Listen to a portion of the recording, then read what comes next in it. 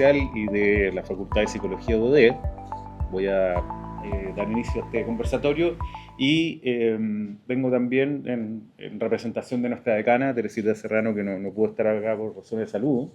Así que, bueno, me encomendó sus palabras, así que voy a leer lo que ella nos envió, digamos, ¿ya?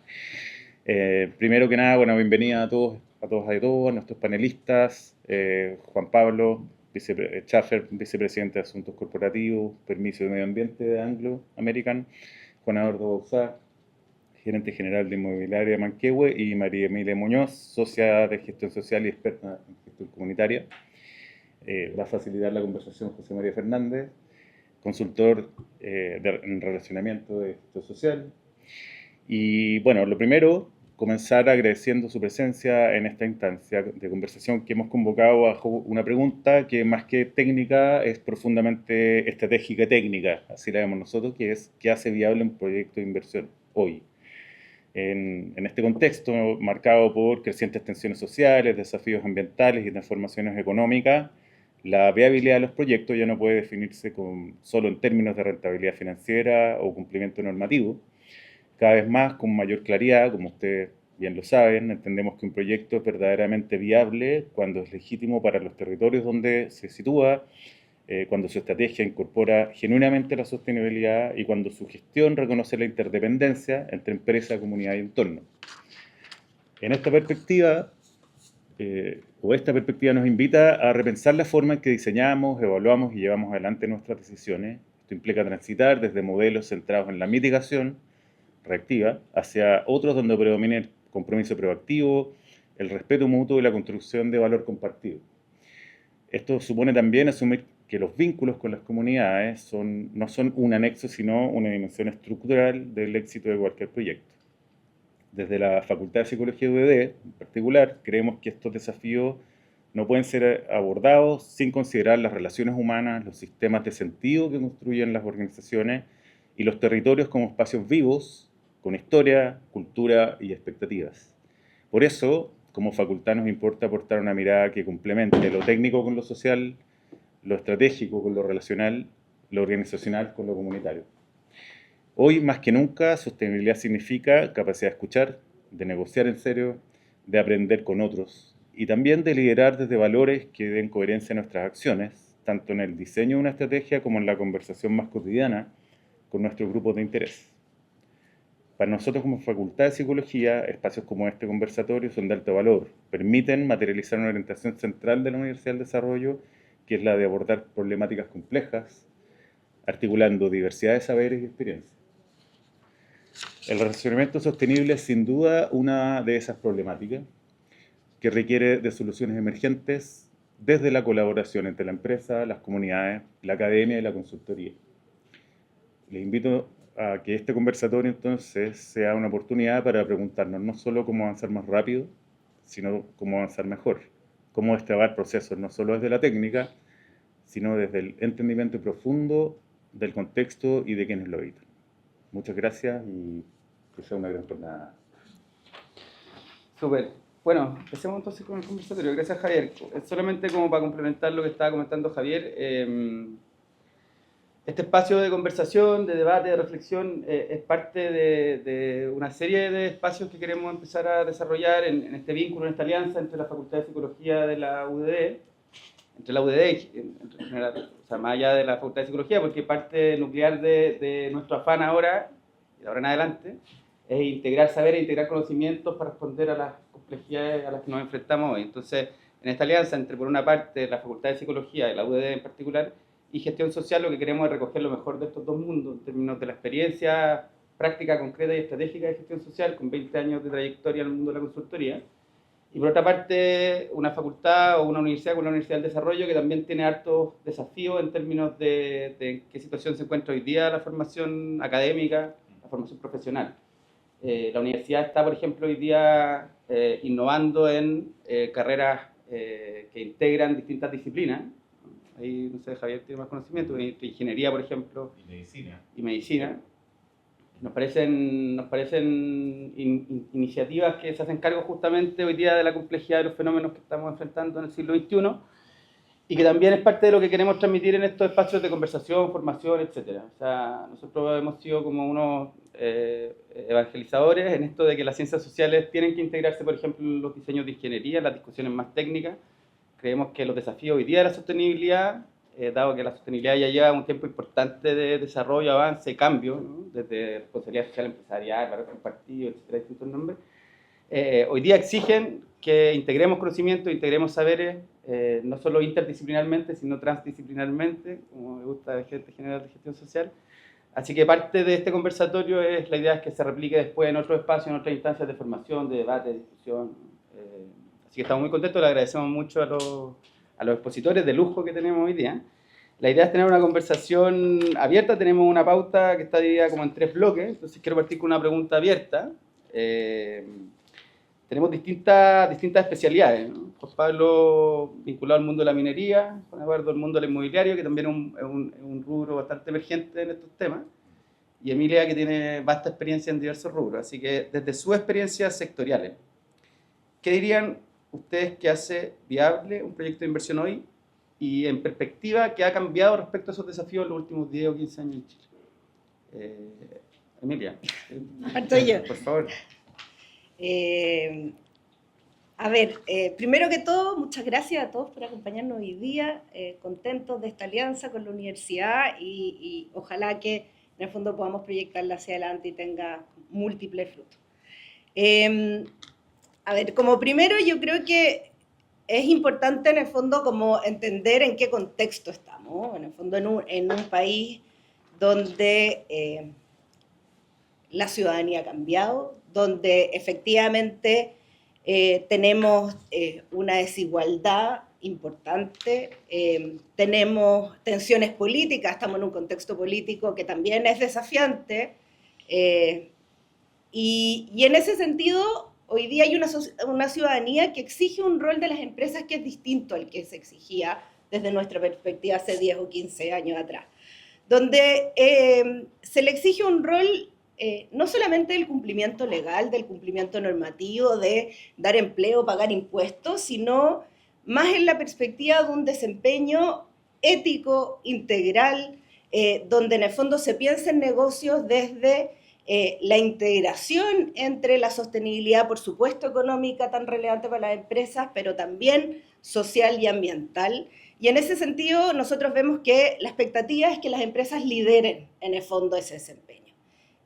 Sobre todo en una sociedad donde además la confianza está muy quebrada, y no solamente a nivel de las instituciones públicas, sino que la desconfianza entre las mismas empresas, con el sector público, entre las diferentes organizaciones.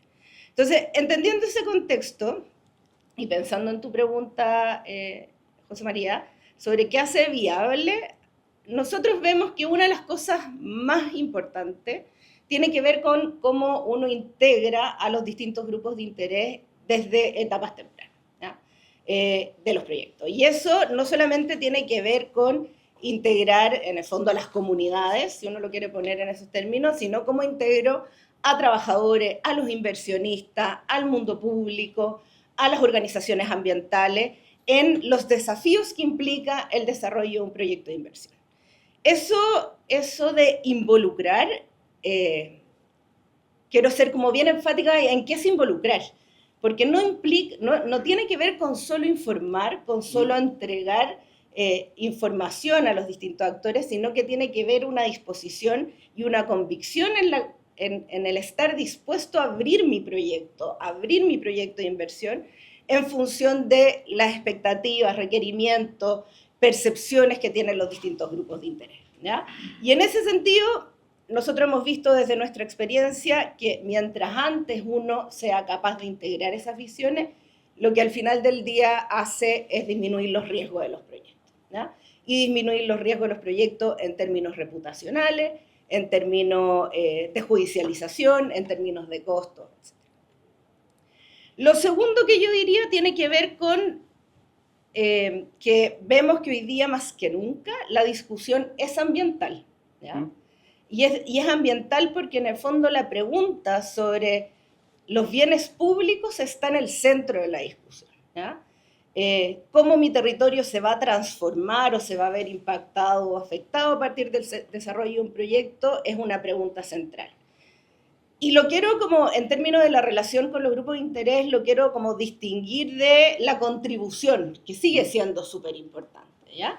Pero lo que nosotros sostenemos hoy día es que la discusión ambiental y en las etapas de prefactibilidad la discusión tiene que ser ambiental.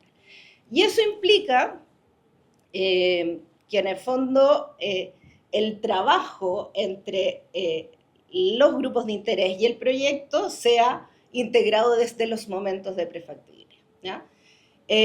Y esa discusión ambiental, cuando uno lo mira desde la perspectiva de la evaluación ambiental también, nos damos cuenta y creemos con convicción que al final del día la evaluación ambiental no es un problema, sino que es el primer paso para la legitimidad, ¿ya?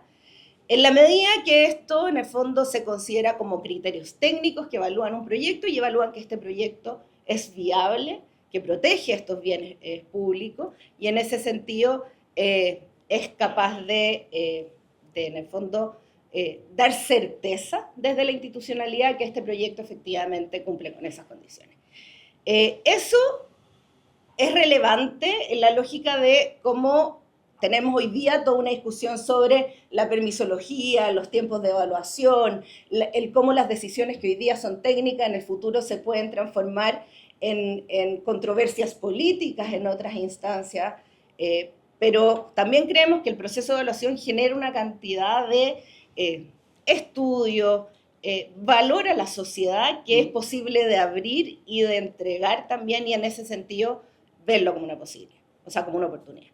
En términos de esto, como un poco también entendiendo como el contexto, nosotros vemos cómo, y hay información del Ministerio de Medio Ambiente en cómo los procesos o los proyectos de inversión hoy día han crecido en judicialización muchísimo. O sea, si el 2010 teníamos un 2%, un poquito más de un 2% de los proyectos judicializados, el 2023 teníamos un 10% de los proyectos con RCA judicializados. Y en ese sentido significa inversión detenida y, por supuesto, costo para las empresas que son difíciles de atender. Y por último, para no alargarme, lo separé un poco o sea, entendiendo que la discusión ambiental estamos convencidos que está en el centro, por supuesto que la inversión o el desarrollo local también lo es, ¿ya? Y en ese sentido, el interés de los grupos de interés en términos de la capacidad de generar empleo, la capacidad de generar valor local, encadenamiento productivo, proveedores locales, es algo que nosotros también vemos. De hecho, hace poquito lanzamos el estudio de valor productivo, gracias, que es un estudio que hacemos como gestión social hace 3 años y que en ese estudio, en el fondo, evaluamos o hacemos un estudio sobre las principales industrias primarias exportadoras en Chile. Y en ese estudio aparece como súper claramente que desde una percepción ciudadana, en las regiones que acogen estas industrias, hay una valoración en términos del aporte a la economía local, del orgullo, de la confianza en las organizaciones, mucho mayor que lo que uno encuentra en la élite santiaguina, por ejemplo. Entonces, el conocimiento, el cómo yo veo en la práctica, en mi vida diaria, si he trabajado, si conozco un proveedor que trabaja en estas industrias, me hace muy claramente visualizar el aporte que hacen a la economía local y, por otro lado, también tener mayores niveles de orgullo y confianza en esa organización. Entonces, sin lugar a duda, eso también es un ámbito valorado, pero en etapas de prefactibilidad sostenemos que la discusión es ambiental. Súper. Bueno, está bien que nos extendamos un poquito más en esta pregunta, porque es la pregunta del conversatorio. Después vamos a ir haciendo algunos doble clic. Para seguir en la misma línea, Juan Eduardo, desde tu experiencia sectorial desde el mundo inmobiliario, que sabemos los desafíos que enfrenta, que son particulares, distintos quizás de otros rubros, ¿qué hace que un proyecto de inversión sea viable hoy en Chile? Oye, bueno, primero agradecer a la UDD, muy interesante las palabras de su rectora, ¿no es cierto? Decana. Estoy viendo los rangos. A la gestión social, que nos conocemos hace ya 15 años, tanto, sí. Contarles un poquito de mi trayectoria inmobiliaria brevemente para que entiendan el contexto.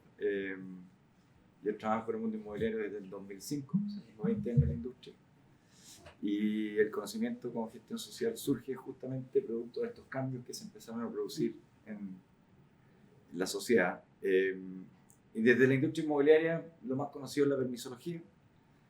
Antiguamente un estudio de impacto sobre el transporte urbano, llamados EISTUS, partían en los 150 estacionamientos para las viviendas. ¿Qué hacían los inmobiliarios? Hacían 149 estacionamientos. Desde ahí parte un poco el que tiene que regular, redefinir. Pero en estos últimos 10 años, donde hemos tenido un incremento de costos de la construcción de casi un 100%, y eso es real, el 18% se explica, según datos de la Cámara Chilena de la Construcción, por permisología. Por lo tanto, desde lo legal ha habido un cambio desde, oye, hagámosle, la norma dice 150, vámonos a 149 y hagamos un proyectito de 149. Driver, o sea, entregar un buen producto de vivienda. Para mí, en la necesidad de vivienda, yo no soy experto, ustedes me notan, pero en el comercial estudiamos la pirámide de Maslow y el techo, la salud y la comida son los elementos básicos. Está bien, uno puede tener una mejor calidad de vida, un estándar de trabajo más de alta gama, como dicen los periodistas, una casa de mayor nivel de valor, pero el techo es una necesidad. Por lo tanto, nosotros atendemos una necesidad más que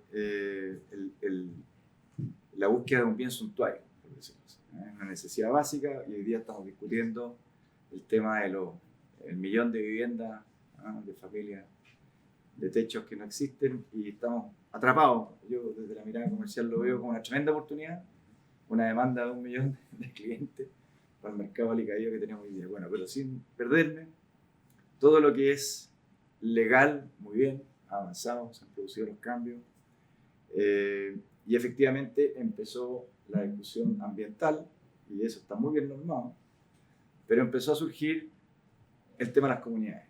Nosotros somos una industria que genera valor, pero a la vez puede generar muchas externalidades. En el proceso de construcción, sin decirlo, digamos, el tránsito de camiones, el ruido, el que la comunidad se llena de gente que es como de tránsito, así como turistas que vienen a trabajar y generan externalidades negativas, que los viejos duermen cuando estábamos construyendo esta torre, yo no la construí, pero, o el Costanera Center, los viejos dormían la siesta ahí en el borde del río, en el borde costero. Y eso genera una externalidad, seguridad, inseguridad, droga, no sé, por último, visual. Y eso la comunidad lo empezó a resentir. Y en términos de comunidades, tuve la suerte de caer con la comunidad más activa, que es la de Pedro Valdivia Norte. De hecho, acá estoy disfrutando la vista de nuestro.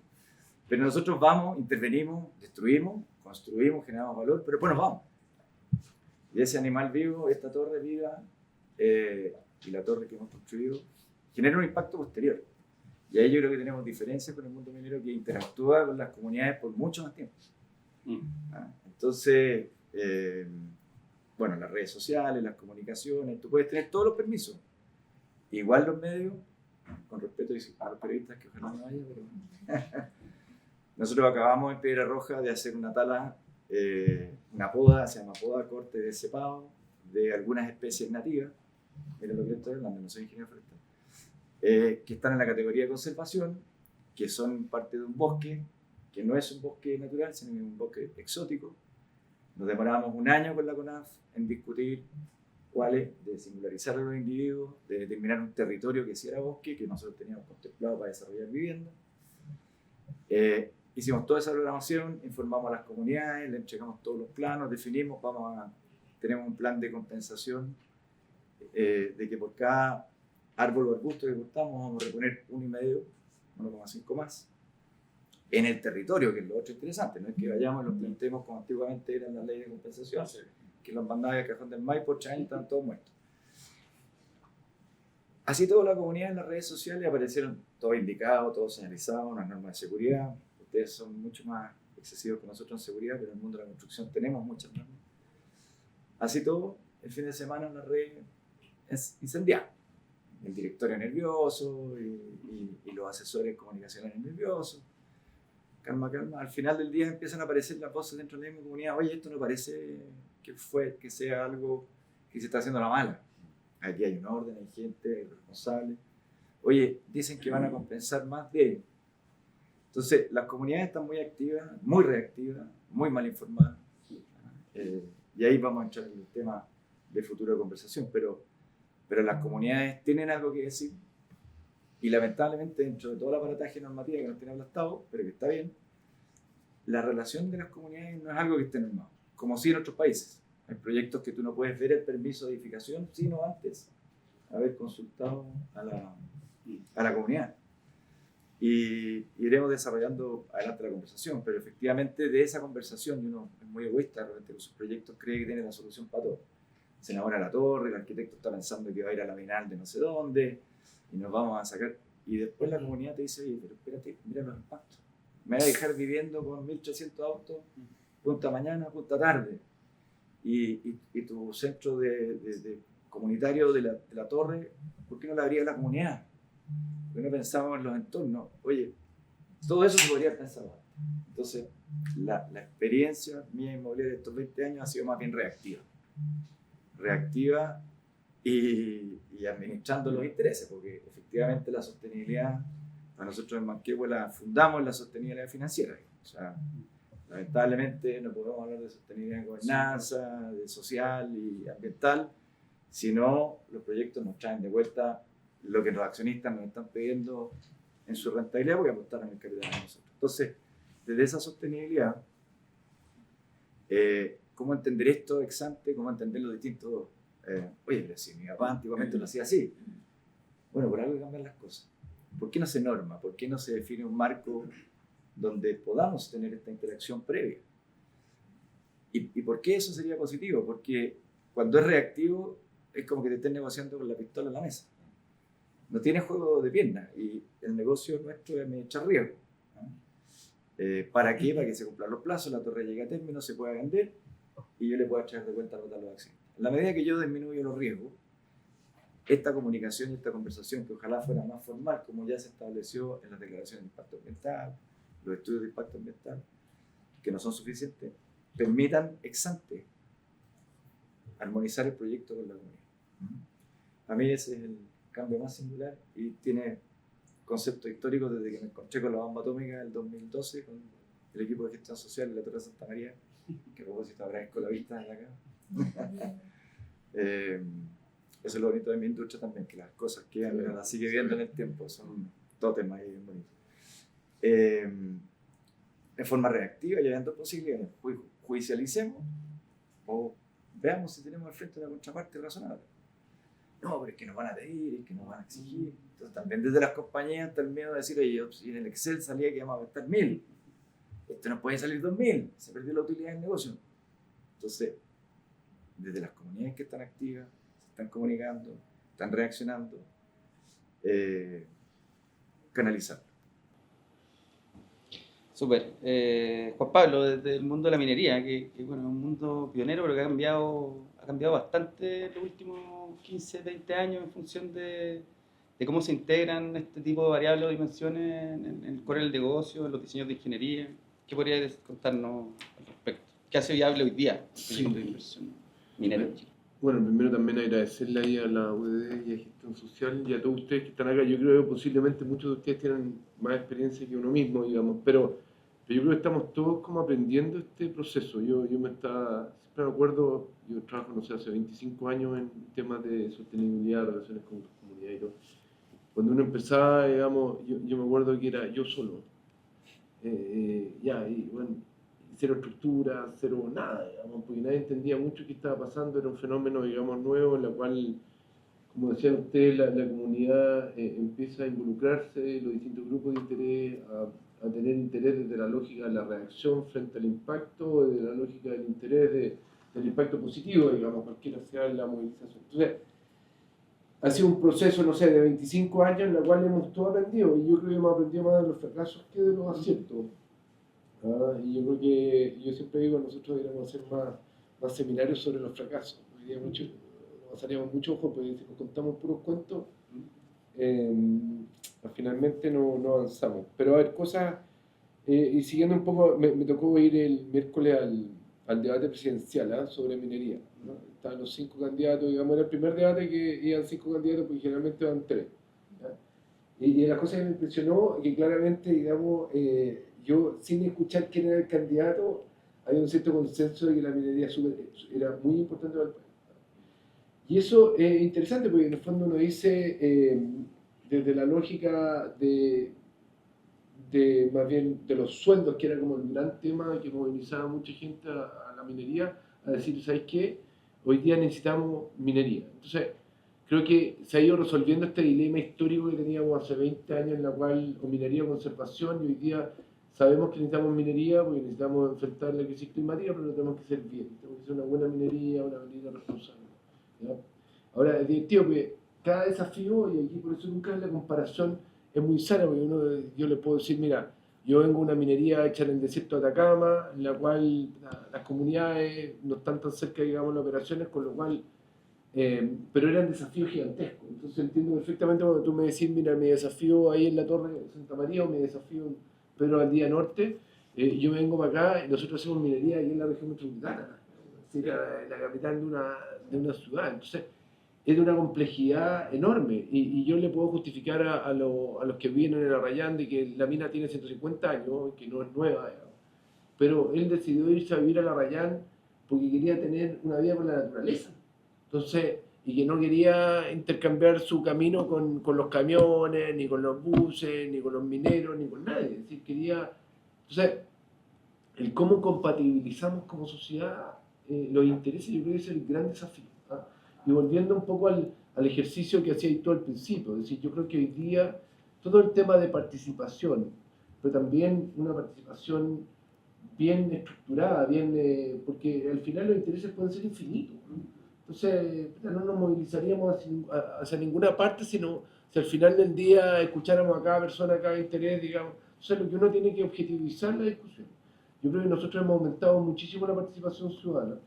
Lo que no hemos aumentado mucho es la incidencia, ¿ya? Yo creo que, y no significa la incidencia, es explicarle a la comunidad el cómo, o a cada uno de estos grupos de interés que mencionabas tú, el cómo incorporamos las cosas que nos dijeron. El problema es que muchas veces las incorporamos, pero no les contamos. ¿Cachai? Entonces, al no contarle, quien lee el otro lado dice, compadre, me pasé, mira, este flaco se gastaron millones y millones de pesos en un estudio, compadre, de 10.000 páginas, y yo sin asesores, sin nada, tuve que leer, compadre, sin tener experiencia, finalmente presento mis comentarios, y no veo nada de mis comentarios reflejados en el estudio de impacto, en la resolución de impacto ambiental. Entonces uno dice, compadre, me están agarrando por tandeo, me dan 60 días, este gallo tuvieron no sé, tuvieron 5 años preparando los estudios y a mí me dan 60 días. Entonces, yo creo que aquí lo importante es que nosotros como empresa seamos proactivos en entregar más información. En decirle, oye, ¿sabe qué? De la primera reunión que tuvimos, ¿se acuerda, señora Juanita? Usted nos plantó esto y esto. Bueno, esto lo pudimos incorporar. Lo incorporamos así, está incorporado de esta manera acá. Esto lo incorporamos de una manera distinta porque no era compatible con la... y esto no lo pudimos incorporar por tal y tal razón. La gente entiende razones, pero hay que explicarlas, ¿ya? Y lo que hacemos muchas veces, y no le tengamos susto a la participación ciudadana temprana, porque sobre todo cuando tenemos la posibilidad, y aquí quienes heredan proyectos, y ahí está Santiago, quienes heredamos proyectos es mucho más complejo. Es como cuando yo le digo, las empresas B, cuando nacís B, es después. Claro. Es súper fácil, es decir, compadre, somos verdes. Compadre, la migración es lo difícil. Es cómo migramos, cómo con las mismas personas, con el mismo director que te dice, pero flaquito, si así lo hacíamos, ¿por qué tenemos que cambiar lo que hemos venido haciendo? Entonces, esa migración cuesta mucho hacerla proactivamente y no reactiva. Cuesta mucho porque el empuje natural es a quedarse en el área de confort, a decir, ¿para qué vamos a poner este tema sobre la mesa si nadie lo ha puesto? Nosotros los giles vamos a ir, compadre, a adelantar un tema que no está. Entonces, pero el problema es que hacemos crisis y ahí reaccionamos. Entonces, lo peor que nos pasa es que al final reaccionamos la crisis y no manejamos ni el qué hacemos, ni cómo lo hacemos, ni con qué lo hacemos, no hacemos nada. Es decir, entonces, seamos inteligentes para entender hacia dónde van las tendencias. Entonces, vuelvo al tema de la incidencia, es decir, explicarle a la comunidad la devolución de la información, es decir, volver. Entonces, hoy día, Escazú te pide 2 participaciones ciudadanas tempranas antes de ingresar al sistema. Entonces, aprovechémoslas, no miremoslas como un cacho, ya compadre, cumplimos, segunda participación ciudadana, vino la señora Juanita sola, así que, check. No, aprovechemos de traer el conocimiento ciudadano, incorporarlo, hablar con los ingenieros y decirle, flaco, yo sé que tú hiciste un trabajo extraordinario desde el punto de vista ingenieril, pero es inviable. compadre, porque si el camino pasa por el cementerio, compadre, bueno, es decir, esto nos va a rebotar. Entonces, gastémonos un poquito más de plata, busquemos, digamos, el desvío para hacerle el quite a las cosas, porque cuando la comunidad, tú le vayas a preguntar, oiga, bueno, ¿qué le preocupa? Mira, a mí me preocupa esto, esto y esto. Y al decirte que le preocupa, también te está diciendo y legitimando que el resto lo va a aceptar implícitamente en la medida que tú le generes. ¿Ya? Entonces, al final es tomar ese conocimiento, llevarlo a la empresa, modificar, volver, explicarles cómo se incorporó, qué cosas y qué cosas no pudimos hacer, por más voluntad que teníamos. ¿Cachai? Porque lo hace inviable económicamente, porque lo hace inviable técnicamente, no tengo idea. Y entonces, de manera de llegar a una evaluación ambiental mucho más consensual, la lógica, suena bonito, yo sé que es súper complejo, sobre todo para quienes hoy día tenemos desafíos comunitarios grandes, pero yo creo que ese proceso hay que mirarlo desde la lógica de cómo yo soy inteligente y adecuo el proyecto. Después, el tema de los grupos de interés hay que tenerlos bien mapeados, hay que entender cuáles son sus intereses, objetivizar también las compensaciones. Porque el problema, he escuchado a una niña, digamos, que está en el Salar de Atacama. En el Salar de Atacama hay 3 empresas mineras, 2 de litio, 3 de cobre. Fíjense, compadre, el nivel de impacto, interacción, las comunidades indígenas hacen un trabajo individual cada uno con otro. Entonces, y al final, nadie siente que tiene licencia social. Entonces es súper complejo, son relaciones súper frágiles, digamos. Entonces, yo lo que creo ahí es un buen mapeo de actores, tratar de transparentar, de que todo se baje a las bases, de que sea validado. Muchas veces se produce esta cuestión de que tú negocias con los líderes ciertos acuerdos y finalmente en la bajada concreta los líderes no le cuentan a la comunidad y queda la sensación de que se quiebran las comunidades, porque al final queda la sensación de que la empresa se arregló con los líderes, los bigotes, y finalmente la comunidad no ganó nada y ganaron los líderes. Entonces, es súper importante que los procesos sean transparentes y obligar y desafiar a la contraparte a que sea transparente, que sea, digamos, lo más participativo posible, etc. Y desde el punto de vista, y solamente para ir cerrando, digamos, de evolución, incidencia, un proceso ambiental, hoy día como hay desconfianza, las comunidades no le creen tampoco a las autoridades ni a los servicios públicos. Entonces tenemos un problema real de credibilidad. Entonces hoy día las comunidades te piden tener asesores. Y como no tienen recursos, tú terminas, imagínate la lógica que tú terminas financiándole a los asesores a la propia comunidad, que sonaría desde la lógica del conflicto de interés, sonaría horrible. Pero así sucede. Y no se sucede, y tú le dices, ok, yo te financio, pero y más encima tu directorio te dice, flaco, más encima eres gil, le estáis financiando, digamos, el asesor que después no va a hacer picadillo. ¿Cachai? Pero no se lo contáis el directorio.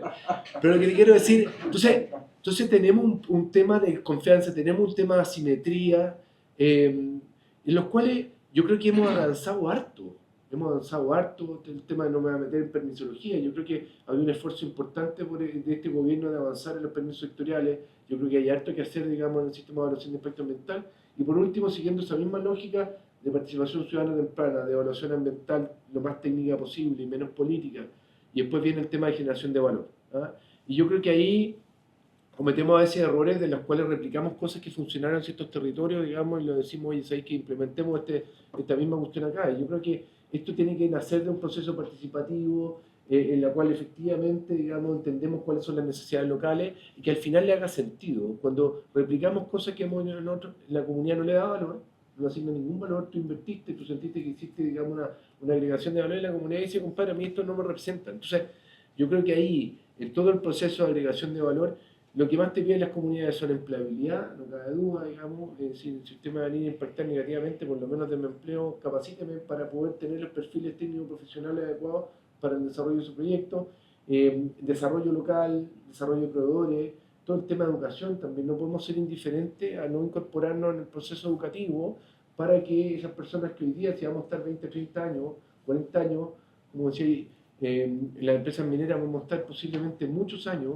Entonces preocupémonos que las generaciones también tengamos mejores generaciones, mejor preparadas, digamos, para los procesos de las contrapartes, para que tengamos mejores contrapartes, tengamos más articulada, más transparencia, etc. Entonces, creo que hay hartos desafíos por delante, pero enfocándolo al tema participación, sobre todo de los grupos de interés, claramente, digamos, incidencia, devolución, un proceso participativo de evaluación, digamos, lo más técnico posible, con mucha participación ciudadana y finalmente una generación de valor que le haga sentido a la comunidad a través de procesos de diálogo abierto.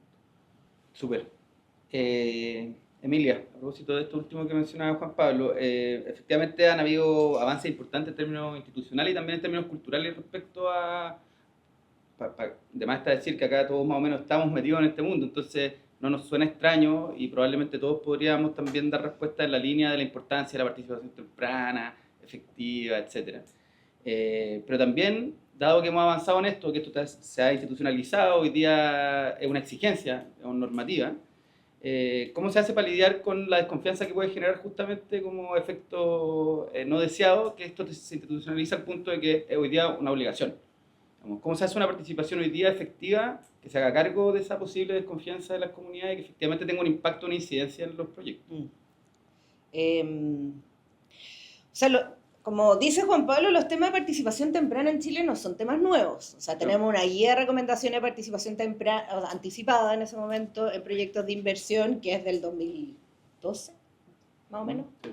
La actualización en noviembre del 2023 con la guía de participación temprana, que es lo que hace en el fondo, tampoco es tan diametralmente distinto a lo que existía, solo que sí integra Escazú, que eso le da esta lógica de no solamente voy e informo, sino que además integro y devuelvo. Y eso hace que en el fondo el circuito esté completo, en la lógica de, como tú bien decías, las comunidades se informan de cómo efectivamente y entienden cómo efectivamente lo que tú les preguntaste, lo que les consultaste, lo que te dijeron, se incorpora o no se incorpora dentro del proyecto. Y en eso a mí me da mucha alegría que exista esta guía, que se haya incorporado la actualización, porque en el fondo también al ser tan antigua perdía cierta validez, pero sobre todo porque si bien es una guía de recomendaciones para proyectos, hoy día es un estándar. O sea, olvídate, no hay ni una posibilidad que ingreses un estudio de impacto ambiental sin una participación temprana. Y yo diría también que hoy día una declaración tampoco. O sea, encontrarte en el momento de evaluación ambiental como en una instancia de participación es absolutamente tardío. El proyecto ya está diseñado, la posibilidad de integrar es muy difícil, es muy costoso para las empresas. Entonces, dentro de las buenas noticias, yo creo que si bien hoy día no es obligatorio, que yo personalmente creo que debiese serlo, hoy día es estándar y es un estándar mínimo y impensable ingresar un proyecto de otra manera. Dicho eso, yo creo que también hay otras oportunidades en la lógica como de este proceso de desarrollo y viabilidad de proyectos en desarrollo que han ido apareciendo durante el último tiempo, pero donde efectivamente el juego de su efectividad está en lo realmente incidente que sea, ¿ya? Y quiero poner dos ejemplos.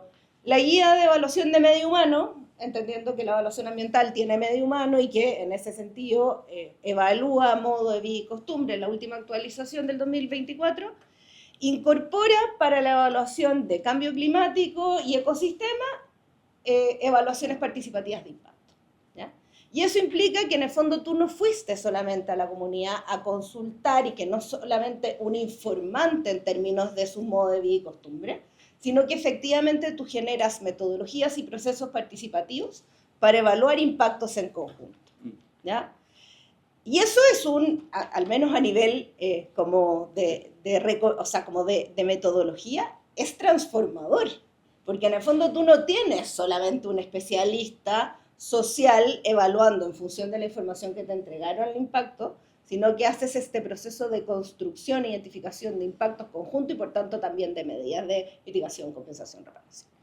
Eso es incidencia efectiva. Ahora, la aplicabilidad y lo que pasa en la práctica es otra cosa. Y un segundo ejemplo tiene que ver con los monitoreos participativos, también exigencia desde el 2023. Y ahí uno dice, chuta, acá hay otra oportunidad de participación incidente, donde es obligación de ingresar monitoreos participativos para los proyectos de este tipo, donde en el fondo el espíritu del monitoreo participativo es que no solamente la gente conozca la información, sino que nivelemos asimetría, esté capacitada, entienda de lo que estamos hablando, miremos juntos, entendamos juntos, reportemos juntos, etc. De nuevo hay una brecha en esa implementación. Cuando uno se va a mirar los últimos monitoreos participativos que han ingresado, finalmente terminan siendo informativos, muy poco de involucrar eventualmente, o sea, como efectivamente a la comunidad. Entonces, yo diría que efectivamente los procesos de participación han avanzado, hay buenos ámbitos donde uno dice, aquí desde como la regulación y de lo que se está solicitando a los proyectos hay una oportunidad de que esta participación sea incidente. Sin embargo, eso donde se juega en la práctica es en la implementación. Y eso como en términos de, como yo digo, soy optimista, como esto debiese seguir avanzando, pero implica convicción, implica empresas que estén dispuestas a que los grupos de interés incidan en etapas tempranas y estén disponibles para construir medidas en conjunto, ¿ya? Y yo estoy convencida también de que la gente es razonable, como si uno conversa, dialoga, explica, se entiende. Y lo otro que yo creo que es importante, porque eso es como en el ámbito quizás más de posibilidades de incidencia, lo otro que tiene que ver con que la participación sea efectiva, tiene que ver con cómo yo llevo a cabo más desde, quizás desde los principios de la participación, en términos de generar realmente relaciones horizontales de vinculación. ¿Y eso qué implica? Pucha, que yo voy a estar dispuesto a explicar una y otra vez aquella materia que no se entienda para nivelar asimetría, donde yo voy a establecer un diálogo donde sea consciente de esas asimetrías de poder y esté dispuesto a que las controversias se presenten y sea capaz de trabajarlas, tolerarlas, ver cómo hay puntos de acercamiento, cómo en el fondo logramos establecer que los intereses de cada una de las partes no están en riesgo alguna, una o la otra, por el interés del otro. Entonces, en ese sentido implica, como este diálogo horizontal, implica permanencia en el tiempo. Esta no es un hola, voy, te entrego, o sea, hola, voy, te entrego, mantengo este diálogo, comparto contigo, te informo de los desafíos que estoy teniendo, vuelvo a instalar, y en ese sentido son relaciones de largo plazo. Bueno, y en esa lógica, como establecer la confianza. Y yo otro ámbito que creo que es muy importante es que al final esta lógica no es como, es muy importante que esta lógica sea transversal a las industrias. No sirve la supervivencia de mi sola empresa, no sirve que la Torre Santa María haya tenido un desempeño destacado en su vinculación con el entorno y haya logrado llegar a acuerdo con grupos de interés complejos. Es importante que todo el mercado inmobiliario tenga un desempeño correcto. Lo mismo con la minería, porque al final del día nos sirve ser el mejor alumno en un mundo donde el resto falla, sino que en el fondo esto es importante que las industrias completas tengan esas prácticas y esa reputación. Súper, muchas gracias, Emilia. Juan Eduardo, ya abordaba algunos temas, por ejemplo, vinculados a las resistencias internas que aparecen ahí en el mundo inmobiliario, de los directorios, de los inversionistas, respecto a la incorporación de este tipo de dimensiones variables. Tú hablabas de que la sostenibilidad financiera es el foco, ¿no? Es como el eje articulador, debería ser el eje. ¿Cómo se equilibra la rentabilidad con la exigencia de la sostenibilidad social y ambiental? ¿Cómo en tu visión en los proyectos inmobiliarios? Hoy día de forma más bien reactiva. Esa es la verdad. Desde la experiencia ha sido más reactivo. Yo, por circunstancias históricas, tengo la suerte de haber escuchado en alguna época o haber convivido con la responsabilidad social empresarial, que era una pinacoteca fantástica, con buenas champañas, pero entregando un servicio de dudosa calidad.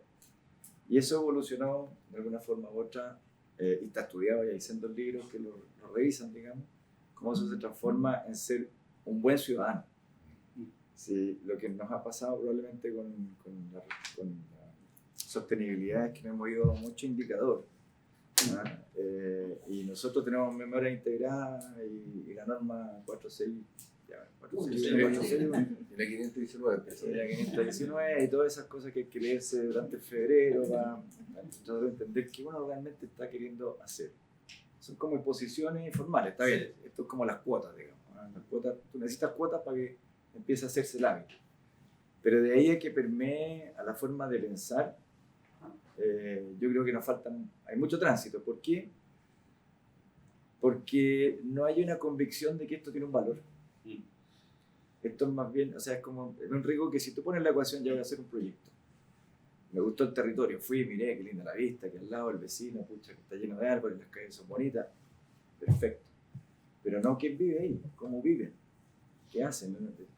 El especialista más caro dentro del proyecto inmobiliario es el arquitecto, y con todo respeto a los arquitectos presentes, hace una labor fantástica, pero ellos conceptualizan. Y yo, en estos 20 años, hemos aprendido, no yo para ser tan yoísta, hemos aprendido que diseñamos un producto que viene de la habitabilidad, de conocer cómo la gente quiere vivir. Por eso que este negocio tampoco es exportable. Yo no me pudiera construir a Perú, Lima, Brasil, porque hay más mercado y vamos para allá. Así las empresas inmobiliarias han vuelto porque el tipo de piso, el tipo de espacio. Entonces, tenemos que conversar. Pero no está dentro de mi pulpo, porque puede venir calculista, para que se nos vaya a caer esta cuestión. Está el de basura, está el sanitario, bla, bla, bla, y probablemente ustedes tienen muchos más. Están hoy día los ambientales, pero no está en el radar que una de las capas importantes del proyecto es la comunidad, es lo social. Tú vas a intervenir, vas a destruir, vas a construir, vas a densificar. Eso que parece bastante simple, claro, estás distribuyendo un valor de suelo muy caro entre más personas que lo hace viable. Por ponerle algo de bondad tenemos, más allá de lo que dice Disney con la película, que somos los destructivos. Si nos tienen hasta tipificados, nosotros, ustedes no, por suerte. ¿Ah? Pero esa convicción, yo te diría, por la historia, por cómo este mundo de inmobiliario surge de la construcción. Son los constructores, también con mucho respeto a los constructores, que lo hacen particularmente muy bien en Chile, pero son del viejo, de la patada, y no lo he hecho, pero... Entonces, transformar ese mundo. La Cámara Chilena de la Construcción, primero es de la construcción, no es inmobiliario. Por lo tanto, nosotros estamos dentro de un comité metidos para allá abajo. Y la sesión de los comités mensuales, 2 horas de seguridad, que no discuto que es fundamental. Pero eso es para los constructores. Nosotros tenemos otro problema. Entonces, y si dentro de eso, a ese grupo de gente que está sentada ahí arriba en la Cámara, le vas a decir que lo importante es preocuparse de las comunidades en tu proyecto, o sea, sí, aquí hay 50 UF y no me jodas. Y no es problema de plata, es un problema de tiempo, de lo que te demora y lo que te puede articular un proyecto. Que eso es importante. O sea, el arquitecto visualiza, uno tiene la idea del producto, uno encontró la ubicación, los expertos en tránsito, los ingenieros hacen unas tremendas sensibilizaciones, pero al final del día igual estamos con un problema y le vaya a generar un problema al densificar un territorio, va a generar un problema de tráfico peatonal, vehicular, y hoy día de los multisistemas que hay, los ciclos no sé cuántos, con los que uno choca habitualmente en la calle. Entonces, en todo ese andamiaje de especialidades, nos apoyamos en el arquitecto, que además es cool, conversa de forma que te hace entender que, pero tú quieres armar un producto y tienes que integrar a la comunidad. Es algo que está absolutamente fuera del radar. O sea, las organizaciones no lo tenemos en el radar porque no está en el ADN. Y por eso celebro mucho lo que está haciendo Gestión Social con la UDD, de poner este punto en la mesa. Y este punto ponerlo en la mesa es muy importante porque, tú lo dijiste, tiene que ver con la confianza, establecer confianza. O sea, yo no puedo llegar con mi proyecto porque me voy a sentar como el tipo de app, con los anteojos negros, no me pongo corbata porque hace tiempo que la boté. La misma camisa blanca, chaquetita azul, anda la Cámara Chilena de Construcción, andamos todos vestidos iguales. ¿Y qué va a decir el tipo? Este gallo no quiere ganar plata. Por tu carajo lo que piensa. Entonces, establecer esa confianza y diagnóstico un poco de nuestra sociedad. Si no está establecido en las cúpulas, de que es vital establecer, y de hecho una de las preguntas que me mandó Victoria era de la legitimidad de la industria inmobiliaria. Les pregunto a ustedes mismos, que piensan de los inmobiliarios, no me digan nada, pero ya lo tengo súper claro. Entonces, esta es una cruzada, ¿eh? Esto es como el Don Quijote contra los molinos, porque el constructor lo que quiere es pegar ladrillo, fierro, montaje y próximo. Porque además tenemos un problema, ustedes habitan 50, 60, 100, 150, no montaste una mina. Imagínate, eso son 5 generaciones según los sociólogos. 5 generaciones. En la construcción además el viejo, el encerrador termina y se va para la casa, se queda sin pega. Entonces, ¿qué hago con los viejos? ¿Cómo los contrato? Oye, no, que el trabajo precario, entonces, próximo trabajo, próxima hora. Si una máquina de moler carne, ¿en qué minuto? ¿Mía? No, viejo, tiene que seguir rodando la cuerda. Si necesito mantener a los viejos contratados y yo ganarme mi cheque. Entonces, la confianza, la convicción de que esta es una capa importante dentro de, y temprana, es algo que va en la línea de lo que tú planteas, pero hay que partir.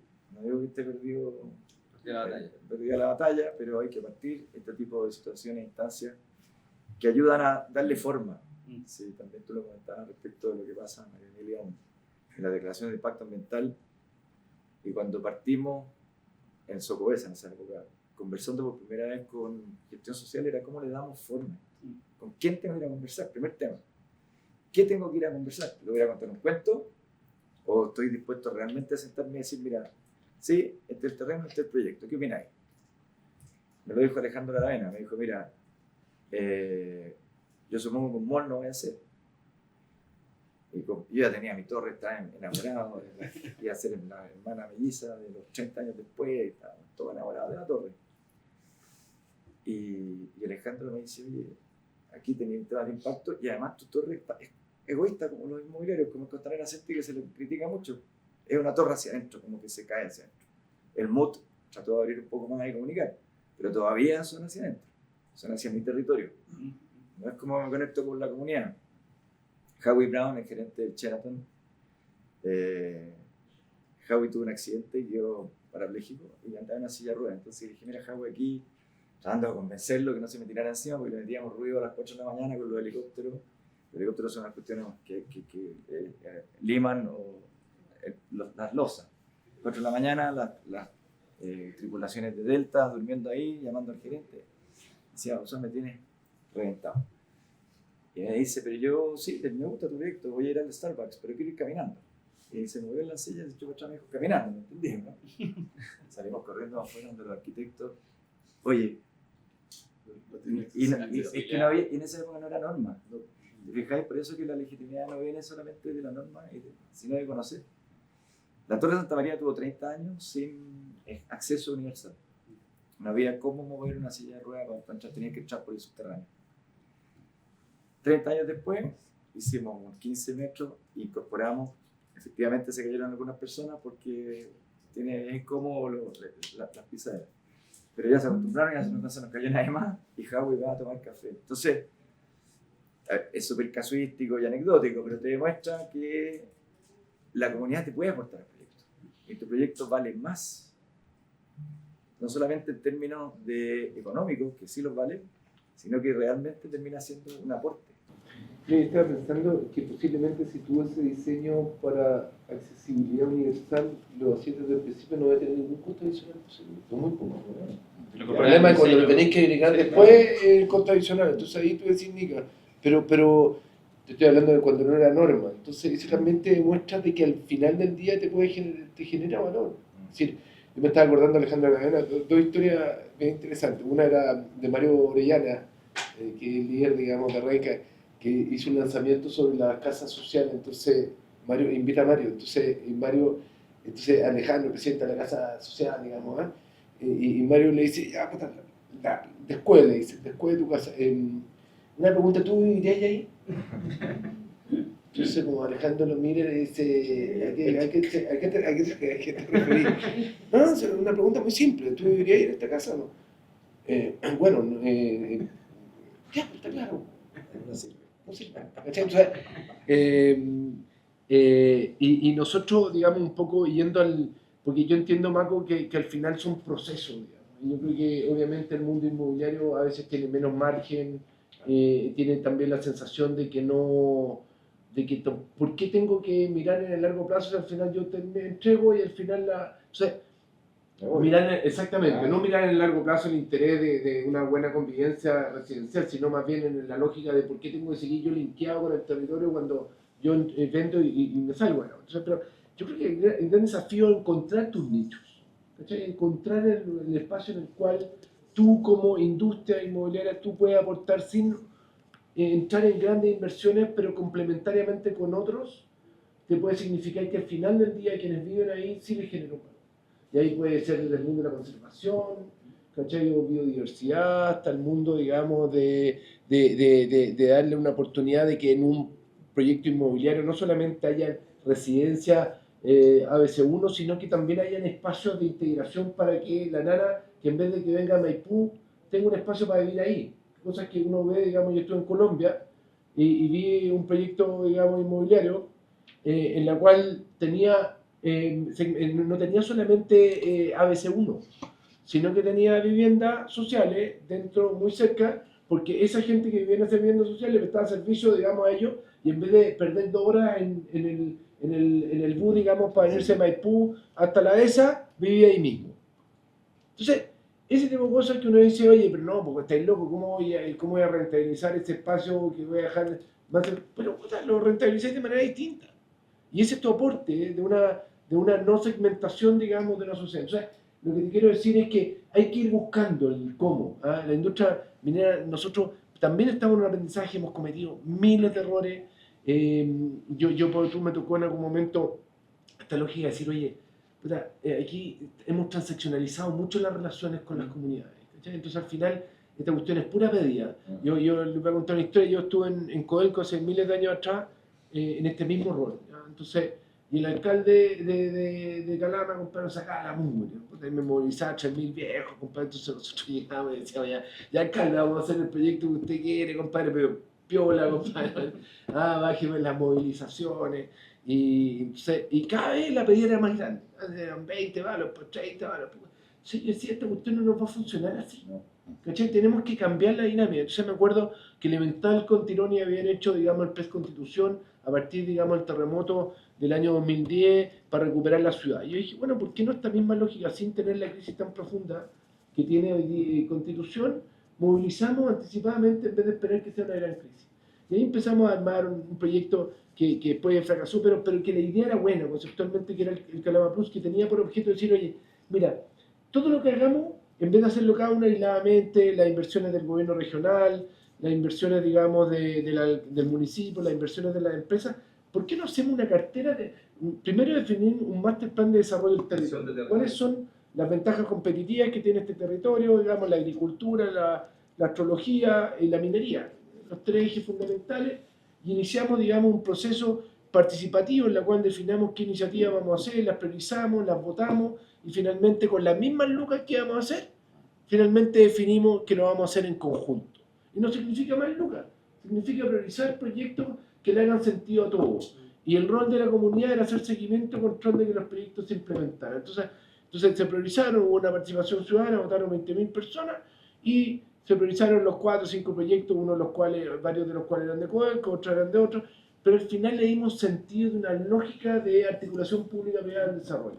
Ahora, yo tengo que reconocer que son súper frágiles esos procesos, porque en el fondo se cruza con la política, el alcalde no le gusta, entonces si no le gusta te tira el mantel y se baja y te dice, no, compadre, usted está haciendo... Entonces, mantener el momentum es el gran desafío.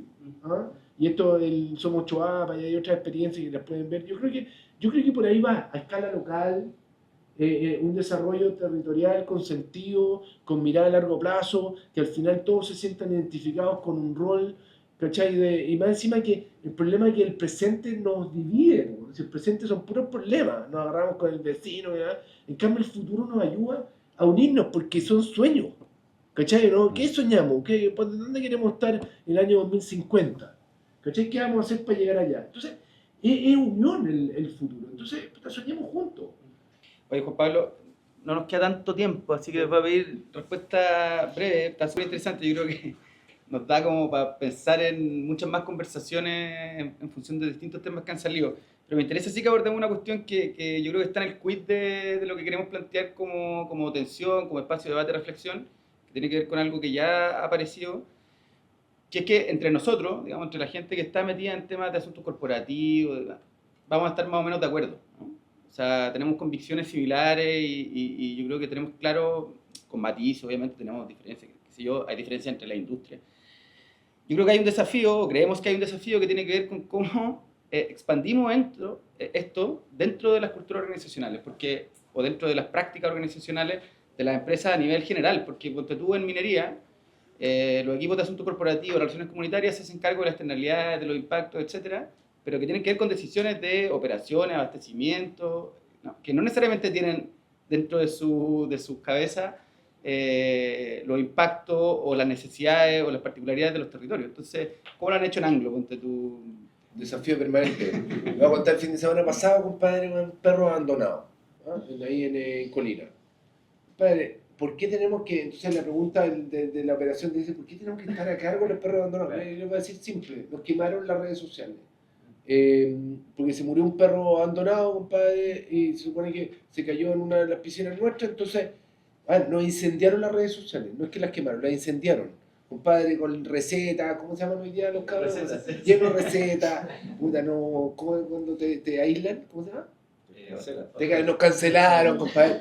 Bueno, hicieron todo. Entonces me llaman a la niña, la gerente de comunicaciones, para decirme, compadre, no tienen, bueno, está la cagada. Mucho más que las cosas positivas que pueda transmitir, compadre. Esa cuestión rebota, te ve tu tía y tu prima. Nadie más. En cambio, esta cuestión, 1 millón de seguidores tenían estos flacos. Entonces lo llamo y le digo, flaco, yo también tengo perro. A mí, en verdad que yo no creo que el perro se haya muerto intencionalmente por algo que nosotros trabajemos para ver cómo nos hacemos cargo de los perros, digamos, abandonados. Y preventivamente, para trabajar con el municipio, para que el municipio fiscalice que efectivamente no haya perro, porque está la ley Choquito. Después nosotros poner, digamos, preventivamente, poner un canil más reforzado y darlo en adopción y esterilizarlo y toda la cuestión. Entonces, la operación te dice, compadre, estoy trabajando más para los perros que para cobre. Está bien, pero que si no nos hacemos cargo de eso, no vamos a poder producir cobre. Esa es la realidad, digamos. ¿Cachai? Entonces, este es un ejemplo súper sencillo de los desafíos. Entonces, ahora, no hay que aislar a la operación de eso. Sí, ese es el problema. Que el problema es que nosotros vamos a dar la cara y decimos, alcaldesa, tranquila, ya lo vamos a solucionar. Vamos a dar el líder comunitario, Luis Galgo, compadre, tranquilo, y vamos a resolver el tema. Entonces, estamos nosotros apagando incendios. Entonces, hay que meter al gerente de operación, hay que meter al gerente de flaco. Esto es un problema tuyo. Yo te voy a ayudar, pero esto es un problema tuyo. Pero que, compadre, si no, no vaya a parar. Efectivamente, yo podría decir de que los perros abandonados no son un problema en la operación, sí, pero existen. Y tenéis 50 perros abandonados. Entonces, compadre, nos vamos a tener que o sea, en eso yo creo que es súper importante, pero eso es desde lo negativo. Entonces hay que hacerlo desde el lado positivo. Sí, hay que llevarlo y decirle, compadre, venga para acá. El día martes fuimos a un proyecto, había que hablar corto ya. No, pero, ¿cachai? Porque tú lanzamos una cuestión que a mí me pareció espectacular. En el Liceo América de los Andes, en el fondo nosotros implementamos en el año 2018 una metodología que se llama modelo pionero, ¿ya? Que significa que la educación es a través de la experimentación para resolver desafíos comunitarios. El flaco que lo creó, que está acá, es un flaco que yo iría a la luna, un gallo que trabaja con nosotros, weón, que te entusiasma, weón, y yo creo que cuando él lo soñó, nunca pensó que iba a ser realidad. Llevamos 6 años. Lo bonito es que cuando tú veías a los cabros que te dicen, mire, yo les voy a explicar, yo antes no hablaba en público, decía, lo contaba el martes, no hablaba en público. Y el día, mira, caché, estoy hablando en público. Y yo les voy a explicar cómo trabajamos. Nosotros no tenemos profesores, ellos son guías. Ellos son guías que nos dan desafíos que tenemos que resolver en grupos de 6. Cada uno tiene un rol. Tenemos que asignarnos de acuerdo a nuestras competencias. Un rol, uno maneja los tiempos, el otro el coordinador, el otro el presentador. Y tenemos que después de X tiempo entregar una solución. ¿Ya? Entonces, y más encima esa solución tiene que ver con un desafío comunitario. Entonces, le resuelven un tema al vecino. ¿Cachai? Entonces, y en talleres, entonces cuando yo veo eso, yo que tengo 6 niños, y digo, compadre, bueno, no decir en qué colegio tengo los niños, pero yo veo que educan igual que siempre, compadre, pizarrón, y voy a este colegio y digo, compadre, ¿por qué no hemos sido capaces de evolucionar a eso? ¿Cachai? Y tanto que uno puede hacer, y no significa más plata posiblemente, significa formar con vocación a profesores que tienen, oye, este era el que tenía menos matrícula en el año 2000, lo contaba el alcalde, el año 2016, compadre, no teníamos matrícula. Hoy día se lo pelean, todo el mundo quiere estar en ese liceo. Entonces, hay posibilidad, hay que tener convicción, hay que tener ganas, hay que trabajar articuladamente. Súper. Juan Eduardo, en la misma línea, para nosotros los cientistas sociales, hablo como desde nuestro rol, nuestra disciplina, nuestra formación, es difícil porque meternos en estos temas, porque nuestro lenguaje, nuestro imaginario tiene que ver con términos que nosotros vamos incorporando como comodines, y que entre nosotros nos entendemos y estamos súper de acuerdo, pero cuando tenemos que ir a hablar con un inversionista o con un ingeniero, o un proyecto de prefactibilidad minero, quedamos colgados, ¿no? Tenemos que aprender también esos lenguajes, no para ser expertos, pero para poder entrar en una discusión civil. Entonces, en tu caso, ¿cómo lo has hecho para convencer a los que ponen las lucas, a los inversionistas, al directorio, que tienen, como tú ya has dicho, quizás otro incentivo, otro objetivo, de que esto tiene que ver con el negocio también, digamos? Sí, bueno, de repente algo de suerte también, sobre todo al principio, porque alguien tiene que confiar en ese loco que pensaba que había que educar de otra forma, digamos. Y ahí en el caso particular de Santa María sí, pero estamos también trabajando con gestión social hoy día en una situación de borde de fricción, con un campamento y un desarrollo de casa, en un territorio que es bien fiscal, ni siquiera el terreno es mío, pero la interacción de mis clientes, vecinos con el campamento, es mala. Y salió en la prensa también. Han funado, han cancelado, desde... Matinal. Todo lo que tú quieras. Y tú te quedas con las manos amarradas porque hasta la declaración, pues, si no se para ahí, lo van a hacer fuerza. Me paro yo en la televisión, imagínate, y dice, oye, ¿y qué hacemos con la seguridad? Pregúntale al presidente de Chile. Si este problema no es solo de aquí, es como, ¿qué hacemos con el taco? Ya no nos pusimos de acuerdo. Entonces, en el caso particular que estamos viendo hoy día, que es interesante, ya llevamos 5 años, hemos logrado articular, no se va a notar en nada en el resultado de la compañía.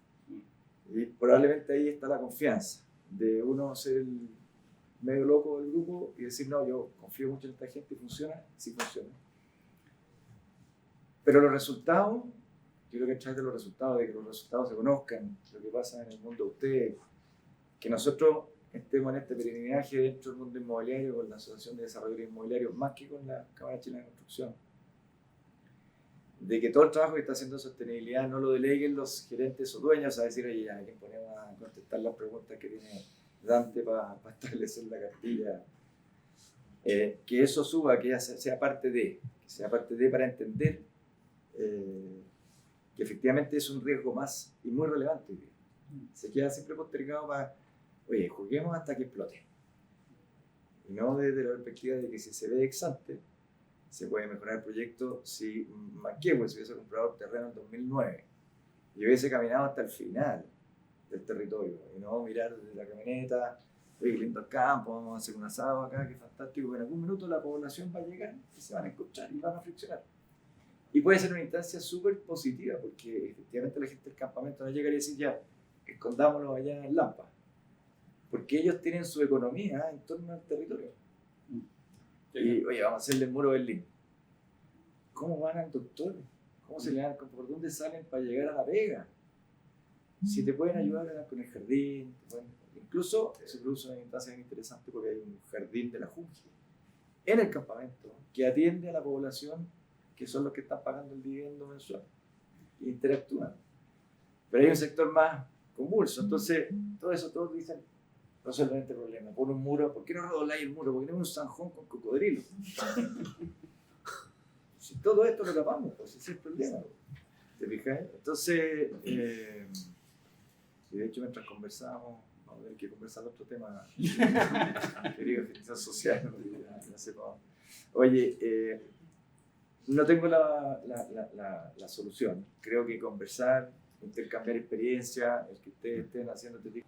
Y pregunta, ¿sabes qué? Hay actos que uno quiere llevar la solución, hay que preguntar. Claro. Hay mucha, esta misma gente ha vivido en el territorio mucho tiempo, ellos tienen claro, no te van a pedir, es decir, la primera pasada puede que fije una posición súper alta, pero al final con la sinceridad de cuando creáis diálogo, ya te van a decir, compadre, yo quiero esto, yo creo que hay que preguntar harto, porque eso te permite de alguna manera construir en conjunto la solución. Yo creo que la solución está ahí. Esos viejos han vivido mucho tiempo en ese territorio. Entonces, jefe, yo sé que la gente no le va a gustar que yo esté acá, pero busquemos un mecanismo para nosotros pasar flora y no tener que poner un muro. Capaz que ellos ya lo hayan pensado. ¿Cachai? Entonces, como, no, tenemos que ir con la solución, compadre, esto es. Solución del laboratorio. ¿Sí? Tiene una tasa de fallar. ¿Sí? Oigan, nos quedan muy poquitos minutos porque, bueno, quiero aprovechar de agradecer muy particularmente a Anglo por prestarnos este espacio. Para cerrar, partimos con Emilia, cerramos con Emilia.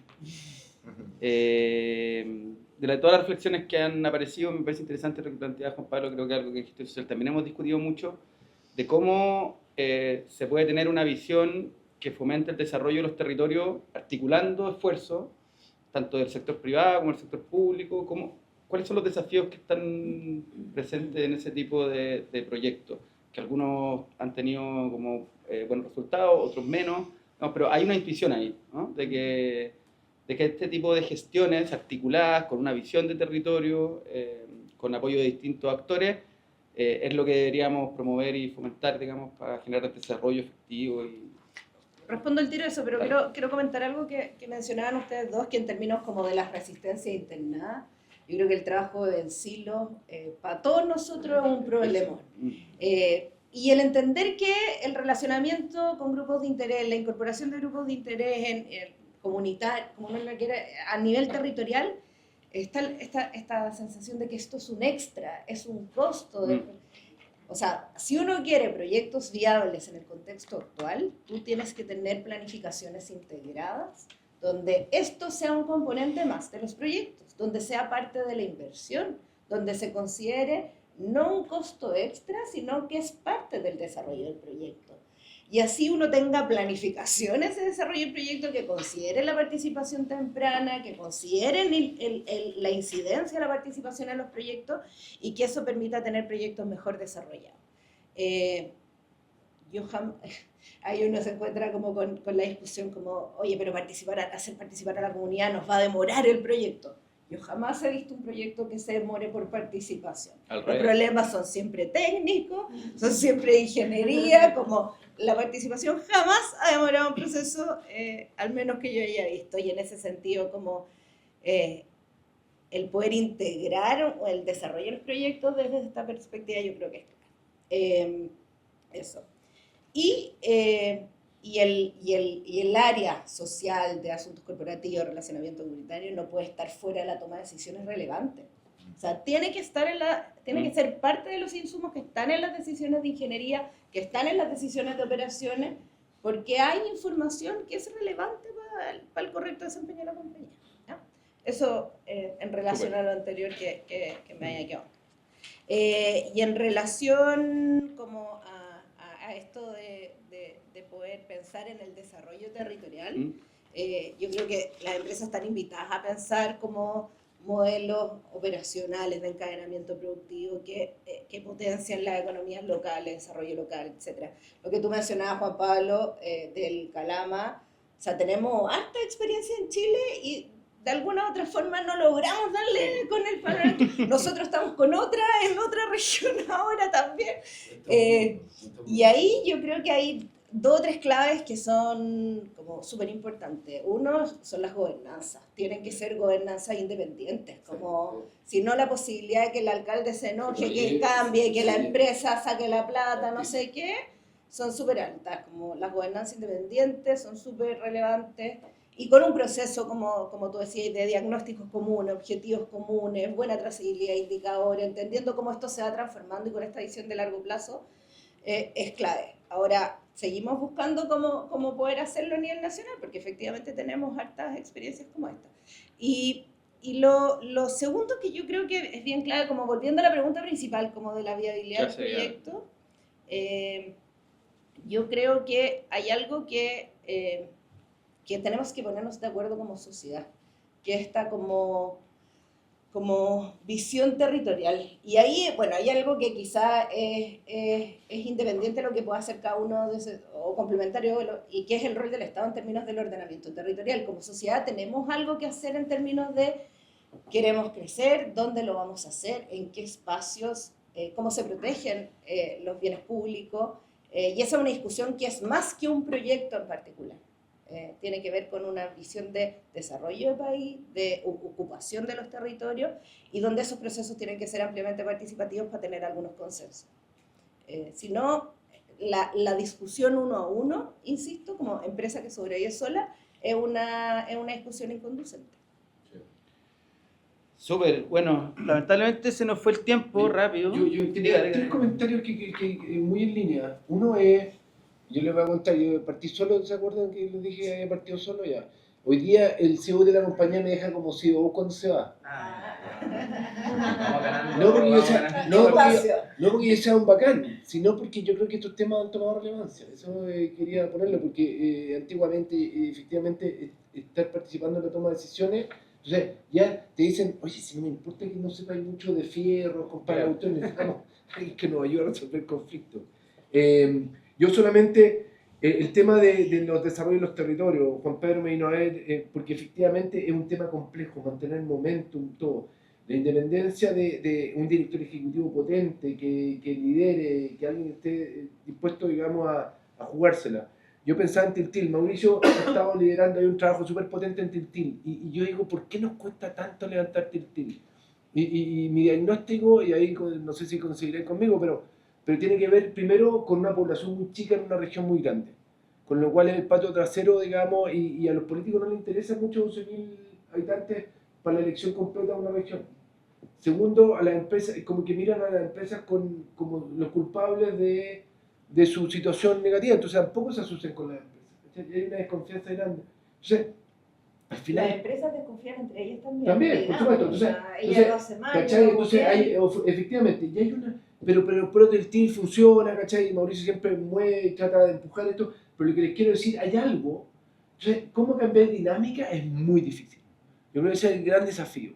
De lograr sin crisis, movilizar. ¿Ya? Porque al final la crisis te moviliza, pero la pregunta es, ¿cómo logramos hacerlo sin crisis? Y la última, solamente felicitarlos. Creo que yo el rol, así como cuando yo soy abogado de formación, pero uno en las pegas en general uno decía así, bueno, antropólogo, estos flacos hoy día son top.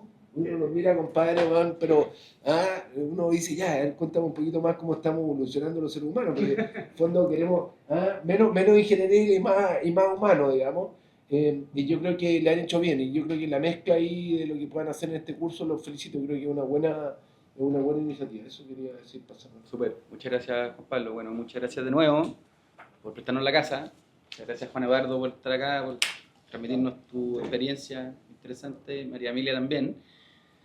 Y a todos, solo para cerrar, bueno, insistir en que este es un primer conversatorio incipiente de una relación que esperamos que se empiece a consolidar. Sabemos que acá hay muchos intereses compartidos, entonces también está súper abierto a que pensemos en conjunto cómo vamos consolidando también este tipo de debates para que no queden solamente en espacios de conversación como este, digamos, cómo vamos consolidando las discusiones para efectos de que esto efectivamente genere como posición, genere como una oportunidad de formación también.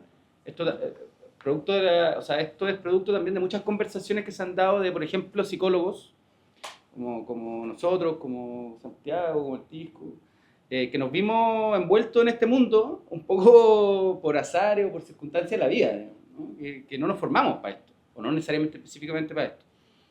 Entonces hay una necesidad, hay un espacio, digamos, de debate, de discusión necesario para formarnos. Hoy día uno ve las ofertas laborales de relacionamiento comunitario, o sea, es lo que más hay, digamos. Metí a LinkedIn. ¿Qué es lo necesario para que alguien se forme bien en estos ámbitos, ¿no? ¿Qué es lo que tiene que saber? Probablemente hay un desafío que tiene que ver con saber un poquito de todo, ¿no? Y es un desafío que supone que tengamos que integrar saberes, conocimientos distintos, y creemos que el potencial de un vínculo entre un espacio académico, formativo y un espacio más profesional con toda esa experiencia es un buen match, digamos, para ofrecer ese espacio. Entonces, dale, Jaime. Yo solo quiero complementar, porque ya creo que me representaste muy bien en eso, pero decir que efectivamente este es el primer hito de una línea de trabajo. Este es un desarrollo temático y metodológico en el que estamos trabajando ya hace un rato. Así que los vamos a invitar a otros espacios como este, y efectivamente tenemos un programa de formación que yo creo que me ratifica todo lo que he escuchado. Vamos a combinar ahí formación más práctica, digamos, laboratorios de caso, escuchando las puras experiencias de ustedes. Ahora me imagino todas las preguntas que más de alguno quiso hacer. Entonces también vamos a generar espacios de ese tipo, y el programa que estamos diseñando va a articular también. Yo creo que hay algunas cosas súper relevantes y transversales que escuché el trabajo como en multinivel, ¿no? Que es parte de nuestro modelo con el que ustedes y nosotros trabajamos desde lugares distintos, ¿sí? Pero cómo incorporo la línea con, o sea, el área de operaciones, cómo incorporo niveles dentro de la organización, operacional, directivo, jefatura, cómo hago realidad una cultura sostenible, ¿sí? Cómo eso lo traduzco en conducta. Entonces hay temas de gestión de cambio dentro de la empresa, hay temas de articulación con el entorno, no solo a nivel comunidad, directo, territorio, sino que, por ejemplo, en el tema urbano, no solo los vecinos, ¿no? Como pienso la ciudad. Entonces, nada, creo que ratifica esto de que hay un campo y hay una línea de desarrollo que se va a beneficiar mucho del aporte de todos ustedes. Muchas gracias por ver.